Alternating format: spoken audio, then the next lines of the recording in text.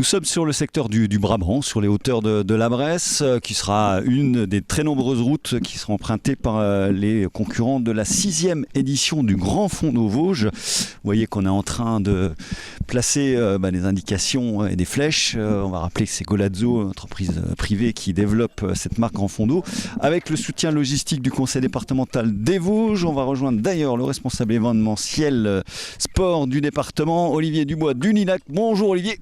Bonjour. Alors on va rappeler ce que c'est que le Grand Fondo, qui est la plus grosse épreuve cyclosportive des Vosges. Alors effectivement, c'est une course cyclosportive qui regroupe à peu près 2000 participants et qui maintenant, depuis 2018, sillonne on va dire, les forêts vosgiennes avec des profils assez difficiles, on va dire, puisqu'il y a très peu de répit. On est sur des distances, 3 courses, avec une distance du coup de 178 km pour 3500 de D+, une autre, la Medio Fondo, qui fait 122 km pour 2600 de D+, et enfin une rando qui fait 68 km avec 1500 de D+, donc qui est assez difficile quand même pour une rando. Alors on peut se dire c'est une cyclosportive, ça va être tranquille. Il faut préciser qu'on a beaucoup de cyclistes de très haut niveau, y compris d'anciens professionnels, et avec ça vient un petit peu de tous les pays limitrophes. Effectivement, on est sur la moitié des participants qui sont étrangers, donc essentiellement du Benelux, de l'Allemagne, de la Suisse, de l'Espagne. Il faut savoir que du coup, comme elle est qualificative pour les championnats du monde, et qu'il n'y en a que 2 en France. Le premier quart, c'est ça, sur la Grand Fondo, qui sera qualifié en fonction des catégories d'âge, et ça se passera en Écosse.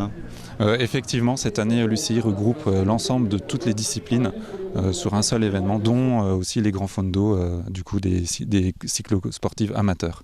Alors vous aimez le vélo vous-même puisque vous le pratiquez, vous êtes un petit peu pervers parce que vous avez choisi vraiment les routes les plus escarpées du massif pour proposer aux concurrents.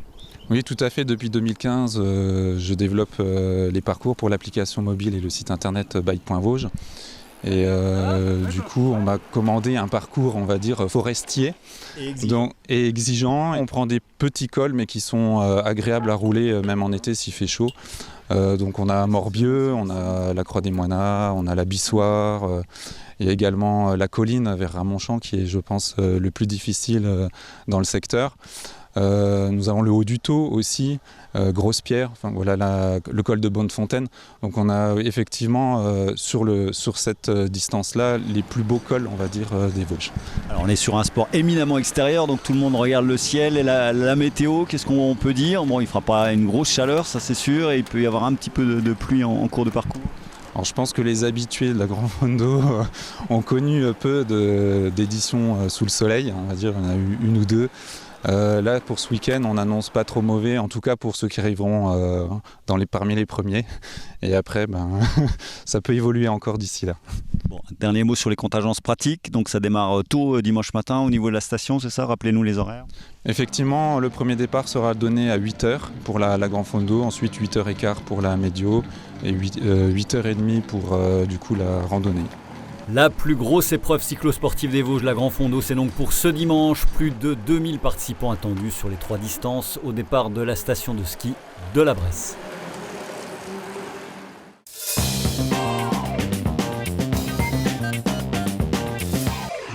Dans le reste de l'actualité sportive, du football en National 2, à 3 journées du terme, le SAS est toujours 3e, à 3 points du leader Fleury, et n'a plus son destin entre ses mains. Pour ne pas avoir de regrets, les Spinaliens se doivent d'enchaîner les bons résultats, à commencer ce samedi soir face à leur bête noire Belfort, qui lutte pour son maintien. Début de la rencontre à 18h au stade de la Colombière. En N3, après sa victoire dans le derby vosgien le week-end dernier, l'ES Taon 2e accueille la réserve du Racing Club de Strasbourg 7e.